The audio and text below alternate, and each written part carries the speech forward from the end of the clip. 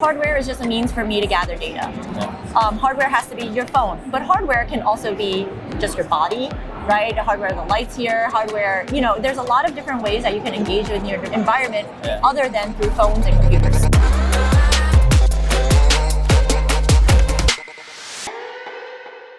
Jessie, thank you for joining us Sure. at the Connect.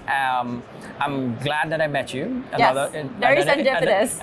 Another investor. You do stuff in New York, Hong Kong, the Asian markets. And I would love to kind of hear your thoughts on the whole startup culture in those different aspects of the world and how it transitions differently from culture to culture. So. Well, I think in Hong Kong, a lot of it is like we call them cockroaches. So Hong Kong startups, we call them cockroaches because there's not as much innovation support coming from the government or even necessarily VC. It's in the nascent, it's like in the first probably 3-4 years of it. So in that case, they have to survive. They have to serve their customers, like as we were saying before, and innovate despite not having grants or making a salary that actually works. Whereas if you're looking at somewhere like Singapore, they have fantastic support from the government. They have a lot of venture capital. There's a lot of capital coming through Singapore, which is great because then you can innovate very quickly. But also sometimes, and this is also another thing that we say in Asia, we call them zombie startups because maybe they should have necessarily died off per a capitalistic, economy, supply and demand, but then they get artificially supported by the governments.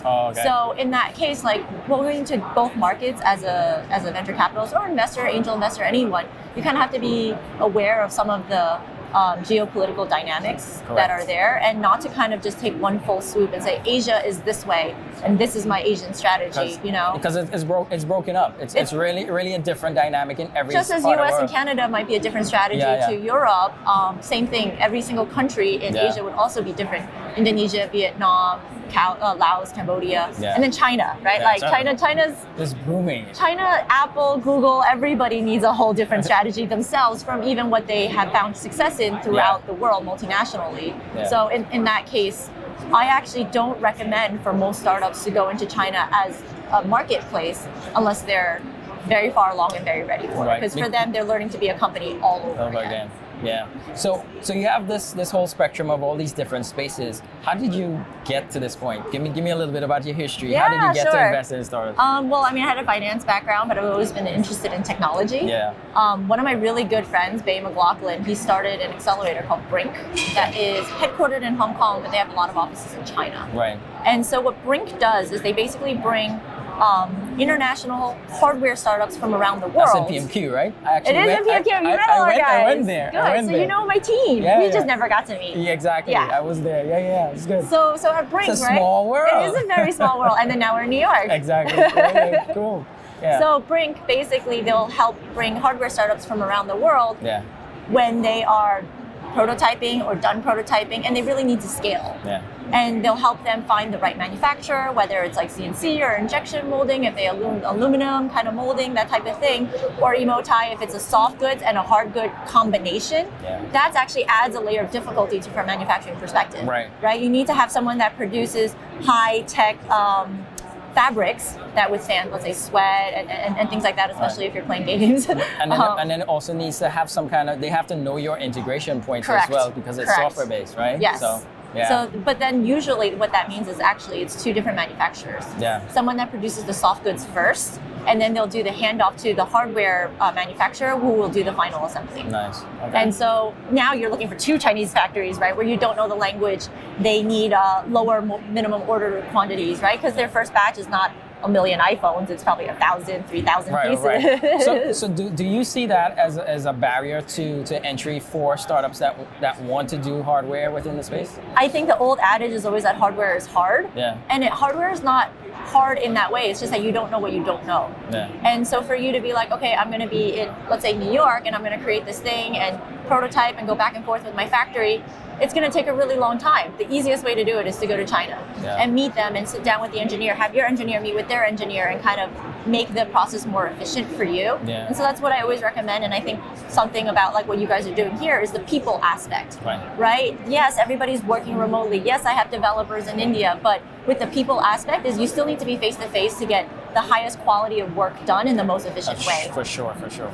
And then having the right people and even finding like the right co-founders and having the right team that are also, while it's not their baby, but they're still as hungry to kind of produce a really, really well-built product or software platform. So from an entrepreneurship standpoint, and we were talking about this earlier, how do you see like the startup culture different between New York, Canada, Hong Kong? How do you see people and the way that their behavior patterns?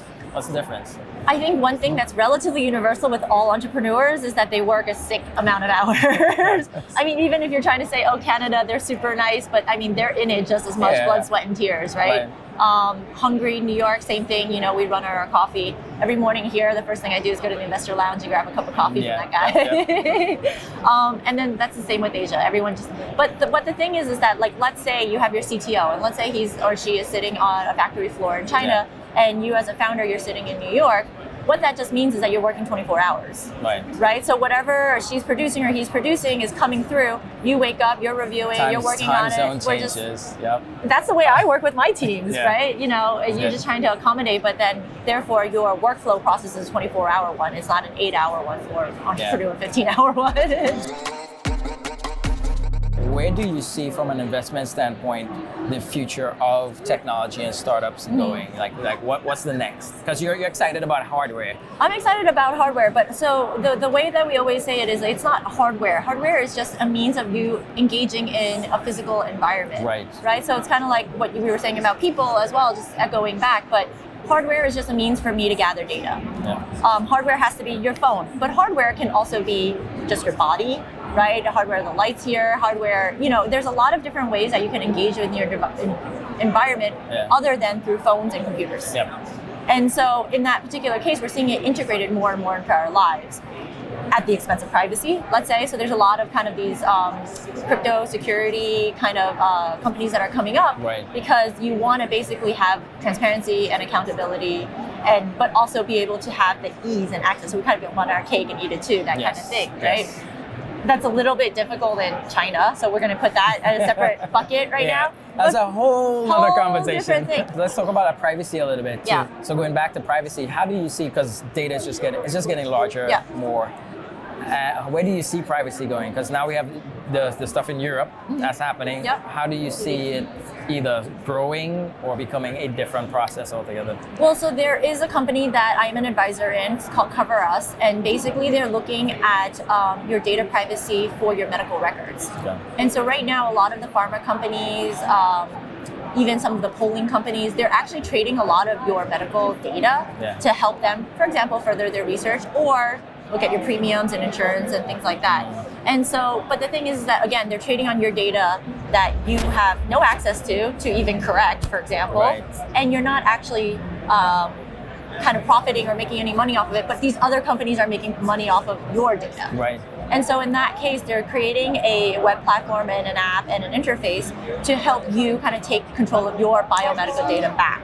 And so you can say, I have diabetes. And so as a result, you engage with this platform, and there might be pharma companies that want to have more of your opinion. What is your lifestyle? What type of syringes do you end up using? And so as a result, they can pay you for that information. They can give you coupons on various health-saving things that you need to manage your disease. And so it's kind of like taking more control.